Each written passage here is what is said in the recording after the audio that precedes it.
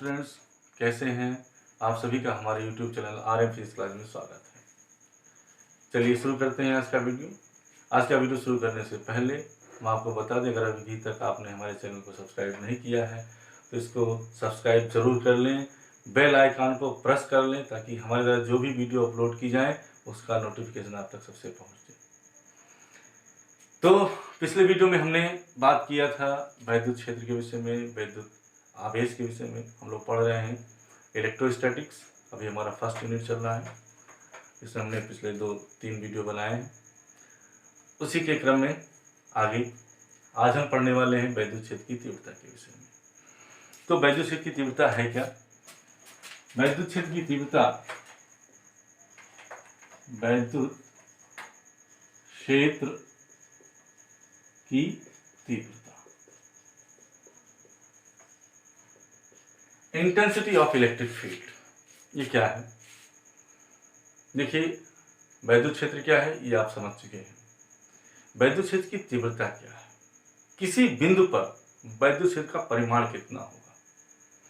वैद्युत क्षेत्र में किसी भी बिंदु पर वैद्युत क्षेत्र का जो परिमाण है उस बिंदु पर लगने वाले वैद्युत बल के परिमाण से मापा जाता है।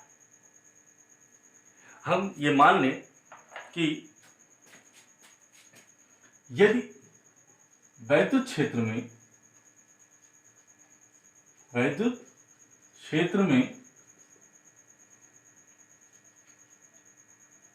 किसी बिंदु पर वैद्युत क्षेत्र में स्थित किसी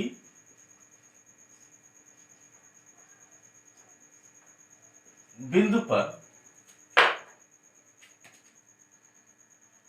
धन परीक्षण आवेश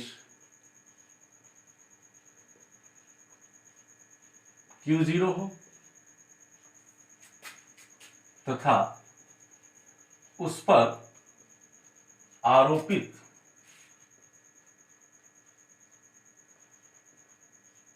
वैद्युत बल F हो, तो उस बिंदु पर वैद्युत क्षेत्र की तीव्रता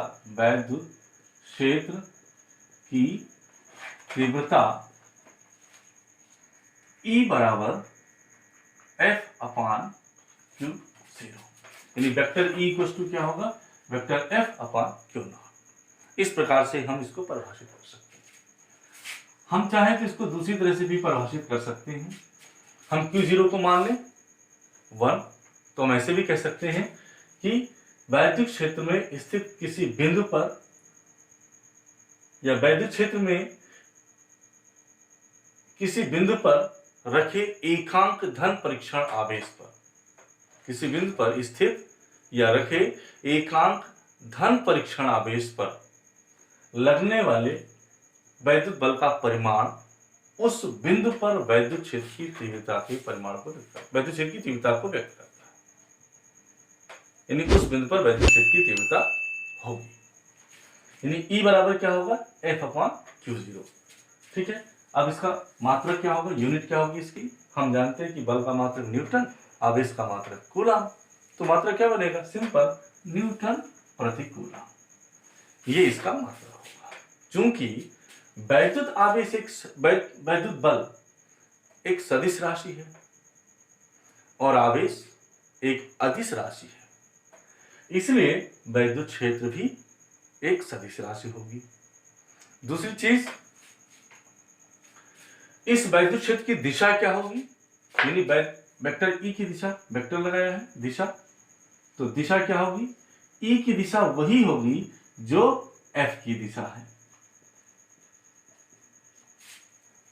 वैद्युत क्षेत्र की दिशा वही होगी जो बल की दिशा है। अब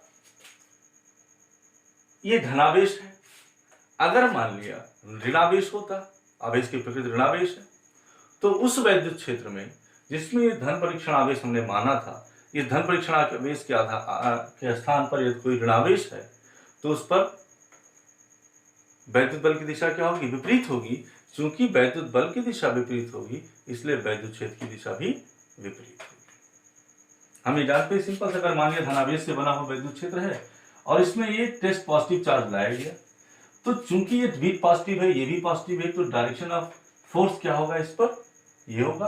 और इस वजह से चूंकि फोर्स इस डायरेक्शन में लगेगा, तो इसी डायरेक्शन में इलेक्ट्रिक फील्ड भी होगी। लेकिन अगर ये नेगेटिव चार्ज है, तो इलेक्ट्रिक फोर्स का डायरेक्शन फिर ये ना होकर के फिर डायरेक्शन क्या होगा? ये होगा, विपरीत। तो वैद्युत क्षेत्र भी विपरीत दिशा में होगा। तो ये हमें दिशा का ध्यान रखना है, और ये दिशा निर्भर किस पर करेगा? कि किस प्रकृति का वैद्युत क्षेत्र है। अब बात आ गई, अगर किसी वैद्युत क्षेत्र में कोई आवेशित कण है, तो उस आवेशित कण पर कितना बल लगेगा? आवेशित कण पर वैद्युत क्षेत्र में, वैद्युत क्षेत्र में आवेशित कण पर आरोपित बल।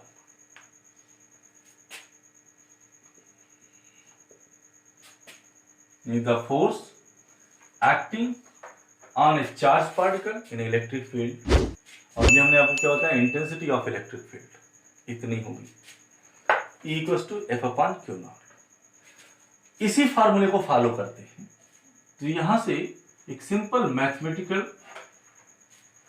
ट्रीटमेंट, यानी ये क्यू नॉट डिनोमिनेटर में है, इसको यहां से ट्रांसपोज कर देते हैं। तो ट्रांसपोज करने पर क्या मिलेगा? Q0 E। तो Q0 E ये क्या बताएगा? ये बताएगा उस चार्ज पार्टिकल पर लगने वाले फोर्स को बताएगा। तो इसी फार्मूले से आप ये भी निकाल सकते हैं, और इसका मान क्या होगा? न्यूटन। सिंपल। तो ये तो हो गया। अब किसी इलेक्ट्रिक फील्ड में किसी चार्ज पार्टिकल पर कितना बल लगेगा, ये आपने देखा। वैद्युत क्षेत्र में किसी बिंदु पर कोई धन परीक्षण आवेश है, तो उस पर इंटेंसिटी ऑफ इलेक्ट्रिक फील्ड उस बिंदु पर कितनी होगी, ये आपने देखा। इसको परिभाषित किया, वैद्युत क्षेत्र की तीव्रता क्या है। अब हम बात करने वाले हैं बिंदु आवेश के कारण किसी बिंदु पर वैद्युत क्षेत्र की तीव्रता। तो आइए उसको देखते हैं। तो किसी बिंदु आवेश के कारण वैद्युत क्षेत्र की तीव्रता, इसके लिए हमें व्यंजक प्राप्त करना है। इसके लिए हमने क्या किया? हमने मान लिया, इसके लिए हम मान लेते हैं कि ये कोई एक पॉइंट O है, और इस पॉइंट O पर एक पॉजिटिव चार्ज प्लस Q है। इस प्लस Q के कारण यहां पर एक वैद्युत क्षेत्र निर्मित है। अब इस वैद्युत क्षेत्र में, यानी इस बिंदु आवेश के कारण बने वैद्युत क्षेत्र में, हम किसी बिंदु पर मान लेते हैं, बिंदु कोई है P। इस बिंदु P पर वैद्युत क्षेत्र की तीव्रता ज्ञात करनी है। तो हमने मान लिया कि ये बिंदु P है। इस बिंदु P पर वैद्युत क्षेत्र की तीव्रता ज्ञात करनी है। इसके लिए हमने मान लिया कि ये जो आवेश है, ये किसी ऐसे माध्यम में स्थित है जिसमें माध्यम का परावैद्युतांक हमने क्या मान लिया?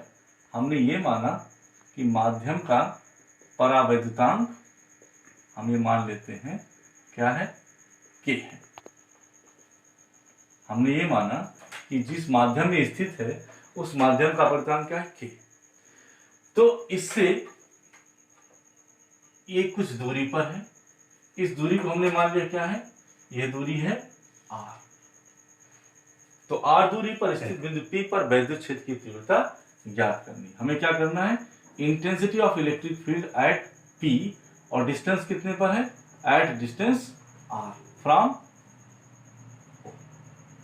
तो अब यहां पर देखें, इसके लिए हमने मान लिया कि यदि P पर एक धन परीक्षण आवेश Q0 स्थित है, आवेश Q0 स्थित है, तो इस Q0 पर इस प्लस Q आवेश के कारण एक वैद्युत बल लगेगा। उस बल की दिशा क्या होगी? ये वैद्युत बल की दिशा होगी। अब हमें क्या करना है? ये मान निकालना है। तो हम क्या लगाएंगे? कूलाम के नियम से, कूलाम के नियम से। यहां पर डायरेक्शन मैंने इसे अवे लिया। अवे क्यों लिया? क्योंकि दोनों पॉजिटिव चार्जेस हैं और दोनों पॉजिटिव चार्ज हैं, इस वजह से इस पर क्या होगा? प्रतिकर्षण बल लगेगा, इसलिए बल की दिशा ये होगी। अब कूलाम के नियम से इस प्लस Q0 पर आवेश Q0 पर आरोपित बल, तो आरोपित बल क्या होगा? F equal to 1/4πε0 K Q1 Q2 upon R square. हमें क्या निकालना है? वैद्युत क्षेत्र की तीव्रता। तो वैद्युत क्षेत्र की तीव्रता कैसे निकालेंगे? परिभाषा मैंने आपको पहले बताई थी। वैद्युत क्षेत्र की तीव्रता का परिभाषा क्या है? E equal to F upon Q0।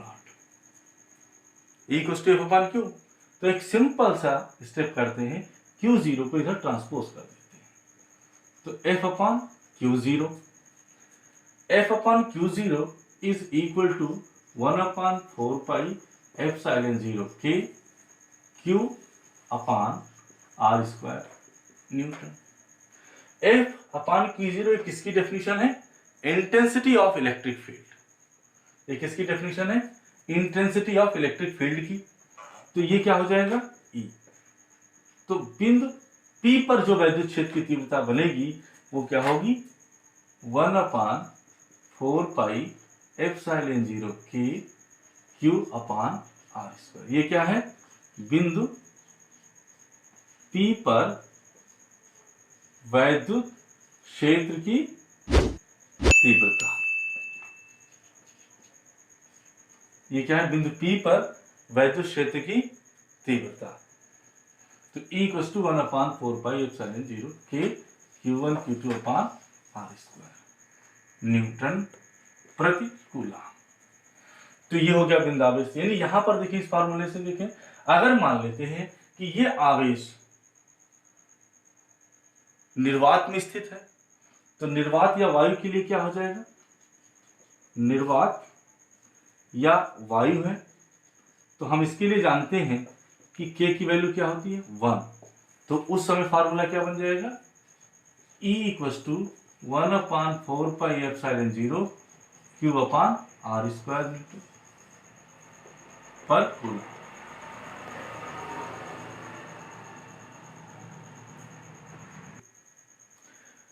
तो ये आपका फार्मूला हुआ, E बराबर 1/4πε0 Q अपान R स्क्वायर। अब रही बात दिशा की, तो दिशा क्या होगी? मैं आपको पहले बता चुका हूं, दिशा क्या होगी इसकी? OP दिशा होगी। लेकिन अगर ये नेगेटिव चार्ज होगा तो दिशा क्या हो जाएगी?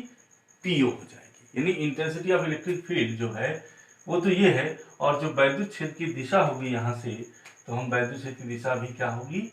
सेम डायरेक्शन होगा।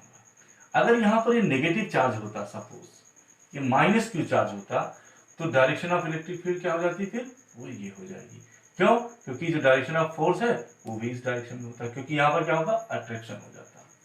चलिए, अब हम मान लेते हैं कि यदि बहुत सारे आवेश हैं, एक फैमिली ऑफ चार्ज है, हमने मान लिया कि यहाँ पर बहुत सारे चार्ज हैं, Q1 Q2 Q3 and so on, and there is a point P।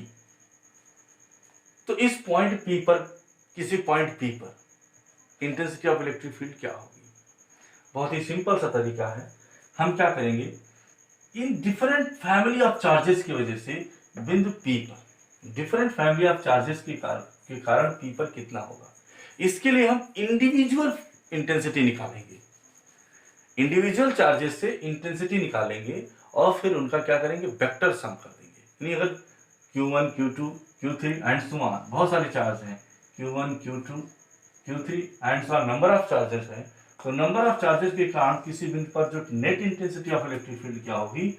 वो होगी वेक्टर सम ऑफ इंटेंसिटीज, यानी E1 E2 E3 and so on. इस तरह से हम एक आवेश समुदाय के कारण किसी बिंदु पर वैद्युत क्षेत्र की तीव्रता कैलकुलेट कर सकते हैं। तो ये तो था आज का वीडियो। इसके आगे का वीडियो हम जल्दी नेक्स्ट डे लेकर के आएंगे। आपको ये वीडियो कैसा लगा कमेंट करके हमें ज़रूर बताइएगा। आपका प्यार हमारे चैनल के लिए रामबाण का काम करता है। हम ज़्यादा एनर्जी के साथ और अच्छे तरीके से आपके लिए वीडियो लेकर के आते हैं। तो हमारे वीडियो को आप लाइक ज़रूर करिएगा, कमेंट करिए, बताइएगा कि कैसा लगा और शेयर भी ज़रूर करिएगा। एक चीज़ और बता दें, ये कोविड काल चल रहा है, महामारी का दौर है, तो प्लीज़ आप लोग स्वस्थ रहें, घर में रहें और अपना ध्यान रखें, अपने घर के सदस्यों का ध्यान रखें, भीड़ भाड़ और इन्विटेशन से बचें, घर पर रह करके पढ़ाई करें। टेक केयर, बाय बाय, जय हिंद।